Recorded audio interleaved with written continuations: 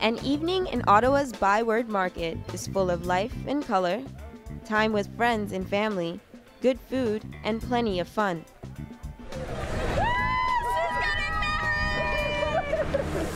Just a couple of blocks away, it's a different story. This is Murray Street.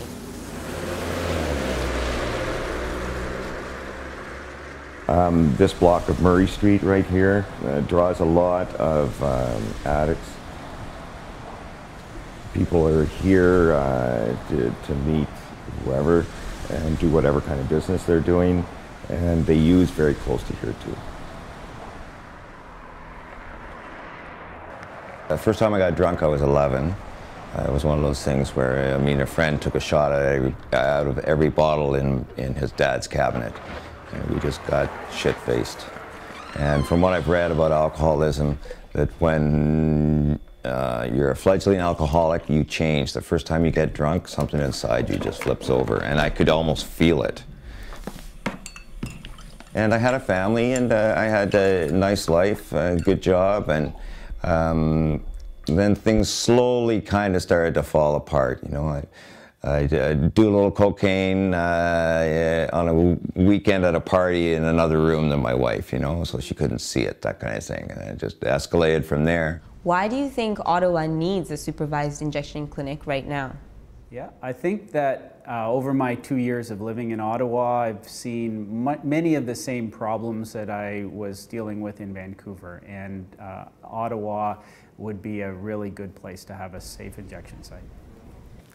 Now, one of the biggest challenges we have is trying to explain to people what a supervised injection site looks like. And so to try to demystify it for people, we've actually set up a mock supervised injection site right in this room. It's just really a room like this and a table, and we supply people with a little kit that they bring in their own drugs, and they prepare their drugs and they inject. Usually the whole process takes 5 or 10 minutes.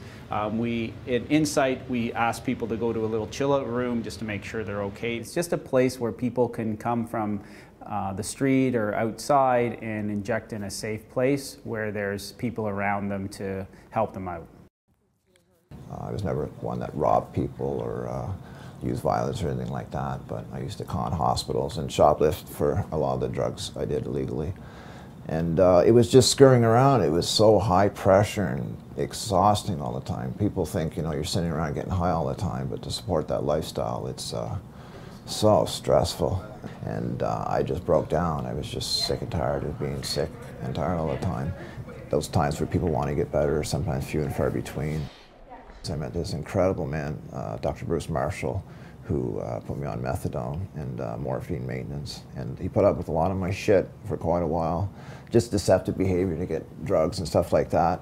And but he always, believed in me, and I eventually was able to straighten myself out. Along the way, Oasis was really good too. It's kind of like a second tier kind of thing for people looking for different types of programs. We provide a full range of services for people, recognizing that addictions is a condition that has a huge variation in terms of the impact on people's lives, and that we need to have a variety of treatment options in order to provide appropriate interventions depending on the complexity of the person's addiction. Nobody wants people to be using drugs in their backyards or in public washrooms or in stairwells and parking garages, and the people who use drugs don't want to be using their drugs in those places either.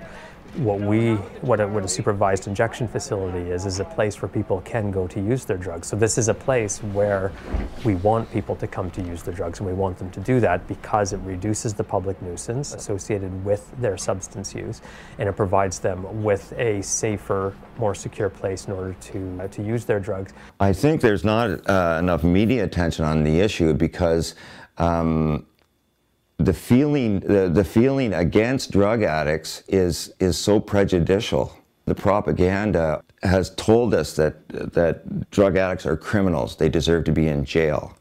And it's a terrible crime. Look, once communities get experiences of having a supervised injection facility or drug consumption room in their neighborhood, they actually turn around and become supportive because they see the value, they actually see the change. So the types of things that a community is afraid of in terms of open drug use and things like that are actually the very things that supervised injection facilities are a response to. They will actually help that situation.